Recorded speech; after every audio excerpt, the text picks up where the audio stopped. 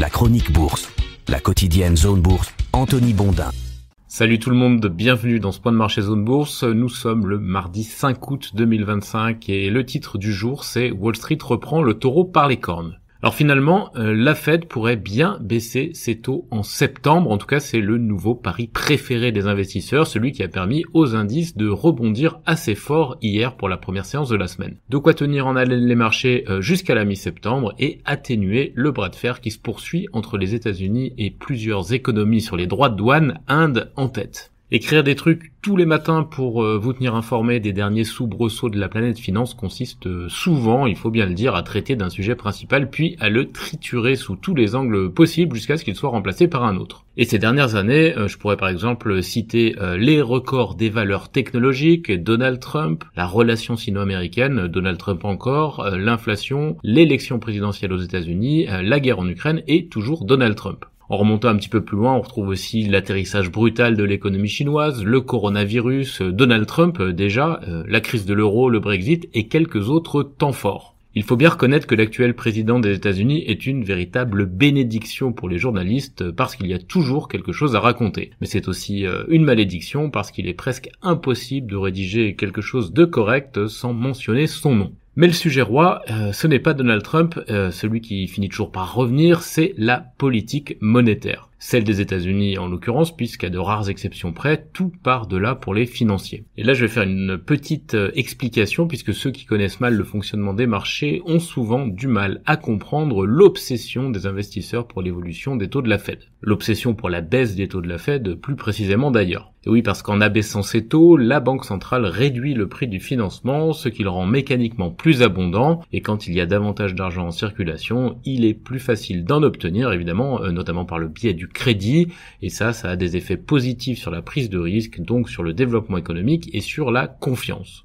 Au global, c'est la promesse d'un cercle vertueux, et c'est un raisonnement qui permet aussi de comprendre un autre paradoxe des marchés, le décalage entre le cycle de l'économie réelle et celui de certains actifs financiers comme les actions. En effet, comme ces baisses de taux visent à atténuer des déséquilibres, généralement des difficultés économiques, eh bien elles surviennent souvent dans des contextes un petit peu moroses ou en tout cas préoccupants. Et c'est précisément à ces moments-là, paradoxalement, que les marchés actions peuvent s'envoler car ils anticipent un redémarrage de la machine économique dopée par le crédit moins cher. Alors pourquoi est-ce que je parle de ça ce matin ? Eh bien parce que la thématique de la baisse de taux risque d'occuper la fin de l'été jusqu'à la prochaine réunion de la Fed qui est prévue les 16 et 17 septembre prochains. Hier, les places boursières occidentales ont fortement rebondi parce que les statistiques de l'emploi aux États-Unis en juillet ont paru suffisamment dégradées pour renforcer l'hypothèse d'un assouplissement monétaire de la Fed en septembre, alors que la Banque centrale avait laissé entendre quelques jours plus tôt qu'elle préférait patienter. D'ailleurs, j'écrivais hier que la proba d'une baisse de taux d'un quart de point mi-septembre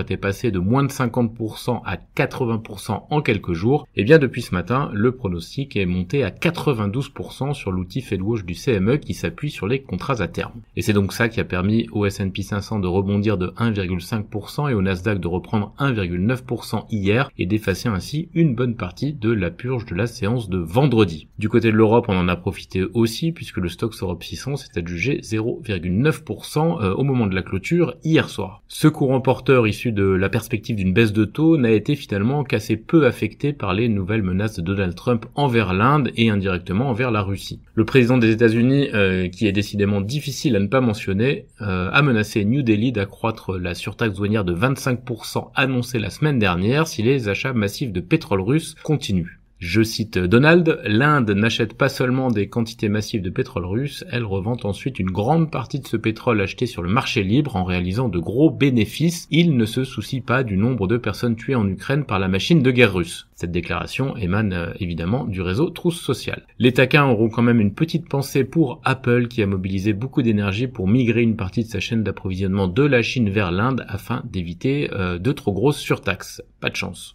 J'ajoute une autre anecdote financio-instructive ce matin. Pour les parents qui se demandent combien coûte de maintenir un enfant hyperactif concentré, eh bien la réponse c'est environ 29 milliards de dollars. C'est le montant de la rémunération en stock options proposée par Tesla à Elon Musk pour qu'il reste focus sur la gestion de la société, dont les performances, il faut bien le dire, à la fois financières et boursières des derniers trimestres ne sont plus à la hauteur des attentes des investisseurs. Dans un registre plus sérieux, il reste pas mal de publications publication de résultats en réserve aujourd'hui des deux côtés de l'Atlantique, à part bien sûr en France où l'esprit de corps est tel que toutes les directions financières des sociétés cotées ont décidé qu'il fallait fermer les bureaux au soir du 1er août pour une période indéterminée. Côté Asie-Pacifique ce matin, tout le monde grimpe, à l'exception du marché indien, donc, qui est en repli de 0,3%. La bourse de Bombay n'a pas beaucoup réagi au dernier coup de boutoir de Washington, mais elle avait déjà perdu 3% en juillet. Du côté du Japon, de la Chine continentale et de Hong Kong, on gagne 0,4 à 0,7%. Les gains dépassent même 1% en Corée du Sud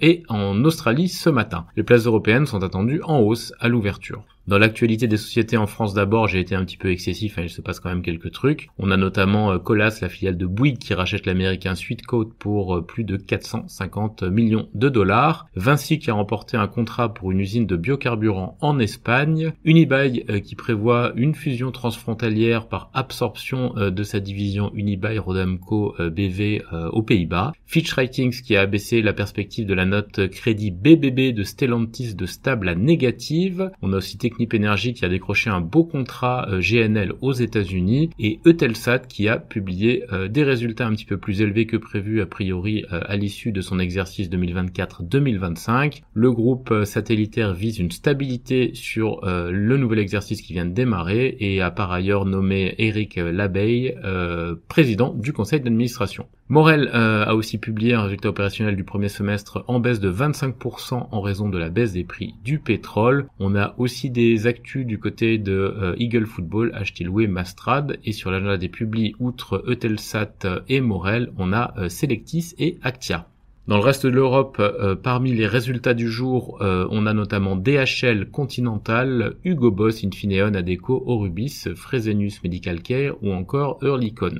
BP salue la découverte au Brésil de son plus grand gisement de pétrole et de gaz depuis 25 ans. L'Allemand Gerresheimer va séparer sa division Molded Glass et a l'intention d'entamer un processus de vente par la suite. Banco de Sabadell a finalisé un programme de rachat d'actions doté de 755 millions d'euros. Alcon va racheter l'américain Star Surgical. Sandoz va proposer des médicaments génériques amaigrissants au Canada avec des remises pouvant atteindre 70% selon les infos du FT. Saf Holland a décroché une commande pour la fourniture de bogies à essieux pivotants aux États-Unis. Theon rachète German Aviation, un spécialiste de l'optique terrestre, et Nokia a été retenu par Empyrean Digital pour assurer la connectivité du centre de données KR1 Gangnam. Les principales publications du jour en Europe, outre celles que j'ai déjà citées, on a BP et Diageo, ou encore OTP Bank, Banco BPM ou Smith & Nephew.